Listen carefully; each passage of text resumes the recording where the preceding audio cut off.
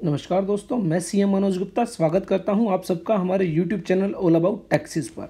अगर आप एक स्मार्ट अकाउंटेंट बनना चाहते हैं, सीखना चाहते हैं accounting, income tax, GST, TDS, ESI और पीएफ, उसके साथ ही टैली के अंदर कैसे अकाउंटिंग की जाती है, कैसे आप वर्ड, एक्सेल, पावर पॉइंट को यूज़ करते हैं, ये सभी हमारे इस कोर्स में कवर किए जाएंगे। इसके लिए आप कॉन्टैक्ट कर सकते हैं 9350118496 पर। तो चलिए बात करते हैं। एक बहुत बड़ी जजमेंट यहाँ पर उड़ीसा हाई कोर्ट के द्वारा दी गई है और इस जजमेंट के अंदर बेसिकली जो बात की गई है वो बात की गई है ब्लॉक क्रेडिट्स की।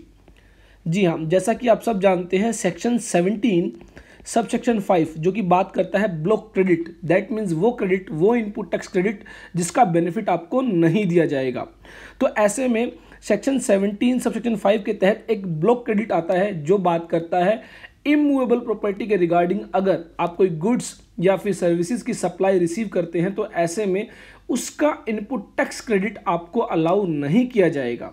फॉर एग्जांपल मान लीजिए मिस्टर एक्स है और ये एक बिल्डिंग बनाते हैं और बिल्डिंग बनाने के बाद इस बिल्डिंग को रेंट पर देते हैं। अब जैसा कि आप सब जानते हैं रेंट पर जीएसटी एप्लीकेबल है एट द रेट ऑफ 18%, जिसको कि सर्विसेज माना गया है। तो कमर्शियल रेंट के केस में आपको जीएसटी पे करना होता है। तो यहाँ पर मिस्टर एक्स का कहना है कि बिल्डिंग बनाने में उन्होंने जो भी पैसा खर्च किया, जो भी सप्लाई रिसीव की, उस पर जो जीएसटी उन्होंने पे किया उसका आईटीसी उनको अलाउ नहीं किया जा रहा है bye विर्च्यू of section 17 sub section 5।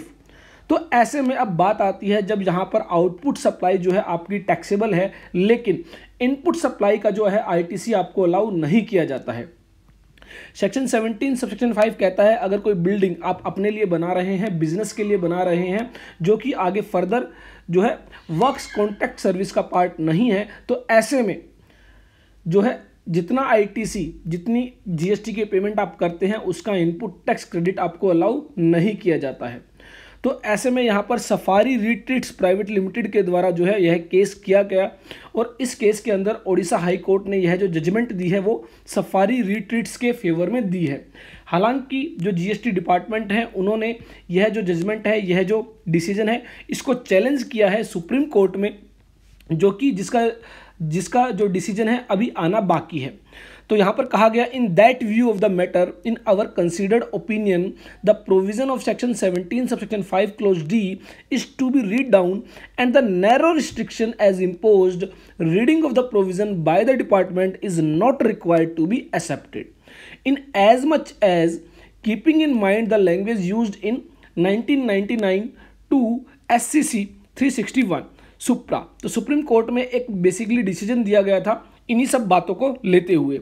The very purpose of the credit is to be give benefit to the SSC in that view of the matter if the SSC is required to pay GST on the rental income arising out of the investment on which he has paid GST, it is required to have the input tax credit on the GST which is required to pay under section 17 subsection 5 clause D of the CGST Act।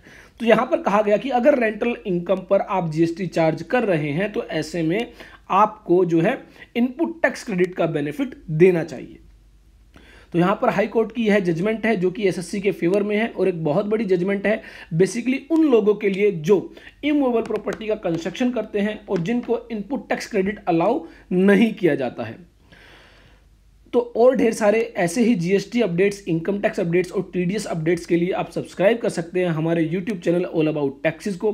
Keep liking, keep sharing, keep subscribing.